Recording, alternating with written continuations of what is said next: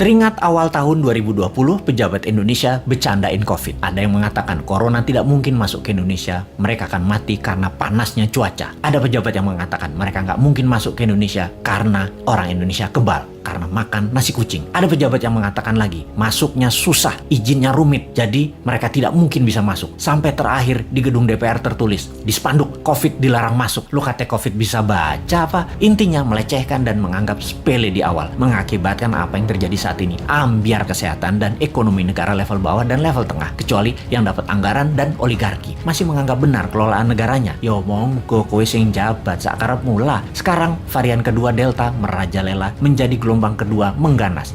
Mulai disalahkan rakyatnya nggak kuat sama PPKM aja mengeluh, apalagi di lockdown. Nah kok ngene sih sampean bernegaranya, Cak? Kok nuduh rakyat? Bentar, jangan-jangan kalau di lockdown 100% dengan darurat militer plus dikasih cuan selama 14 hari langsung reda COVID-nya ketimbang di PPKM kan, dimana 80% manusia masih pada ngider bingung sih tepatnya. COVID jadi tetap merajalela karena ikut bergerak juga mengikuti cangkangnya. Sudahlah, pokoknya nggak ada lockdown, adanya PSBB, lalu PPKM, lalu nanti muncul singkatan baru dan apalagi strateginya, ya terserah. Lalu sibuk vaksin sana sini, tahu-tahu ada strain mutasi baru, Lambda, jreng, kaget lagi. Dimana Lambda ini katanya anti vaksin, kebal vaksin. Apa sih sebenarnya yang terjadi? Vaksin sama virus kok pinter-pinteran begini, sakti-saktian, punya jurus di atas jurus. Karena bernegaranya punya gaya sendiri, nggak mau dengar ilmu selain ilmu orang di sekitar istana, maka ya nggak apa-apa kita nggak dianggap. Walaupun kita selalu memberi solusi melalui sosmed, kita ingatkan versi lain. Pernah kita berikan solusi pakai gelang hijau, fokus di daerah hijau, dan pakai darurat militer,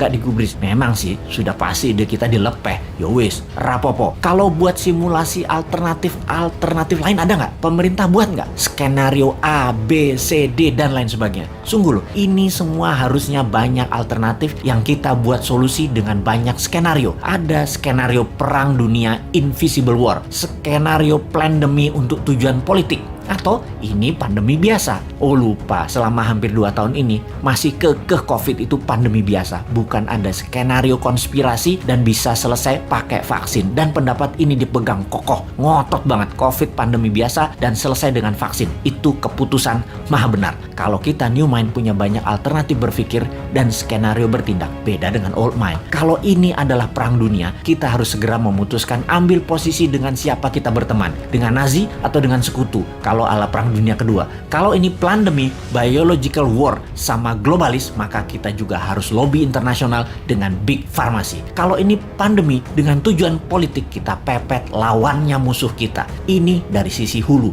dari biang masalahnya. Kalau dari sudut pandemi globalis yang terus menginginkan kendali kesehatan, maka apa yang terjadi kalau vaksin sudah 100% populasi di Indonesia, ternyata pandemi COVID tidak hilang juga? Beli vaksin lagi? Lama hal ini sudah kita pertanyakan, namun pejabat bilang tidak mungkin, pasti hilang dengan vaksin. Iya paham, kalau tidak selesai ya nggak dijawab. Lalu yang dia bilang adalah lo ngeyel sih. Oke, kalau New Mind bagaimana? Punya skenario lah kalau New Mind. Skenario kalau COVID tidak bisa selesai oleh vaksin. Cara berhitungnya sederhana. Kalau terpapar 20.000 per hari, maka sebulan 600.000, setahun 7 jutaan. Saat ini 3,5 jutaan, alias total sampai akhir tahun 2022 bisa mencapai 15 jutaan. Dan ini baru memapar 5-10% populasi. Dimana kalau ternyata vaksin tidak menyelesaikan penyebaran COVID, maka 7 tahun COVID baru hilang dari bumi Nusantara. Karena untuk herd imunitas harus 70% tercapai.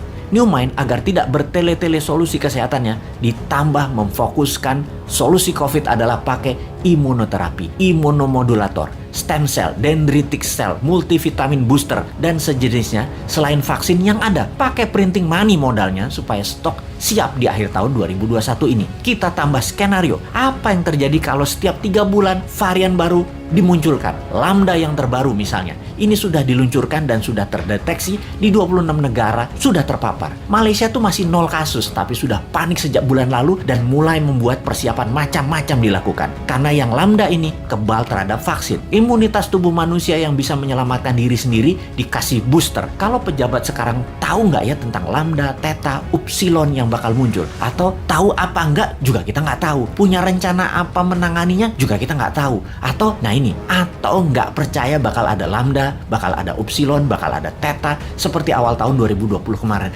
Ya monggo. Jadi kalau vaksin tidak menyelesaikan masalah ditambah varian baru yang lebih kuat muncul, mau PPKM karet berapa lagi? Karet 4 seperti sekarang aja jebol. Kalau karet 10 pedes banget ya. Masih belum nyadar juga ya bahwa solusi selama 2 tahun ini belum terlalu tepat. Setidak tepat selalu berhutangnya untuk hal yang tidak produktif di dalam bernegara. Ayolah melobi globalis. Bisa kan? Ngerti? Cuma nanya, jangan marah dong bos. Aku ya ora paham. Cuman kasihan rakyat aja.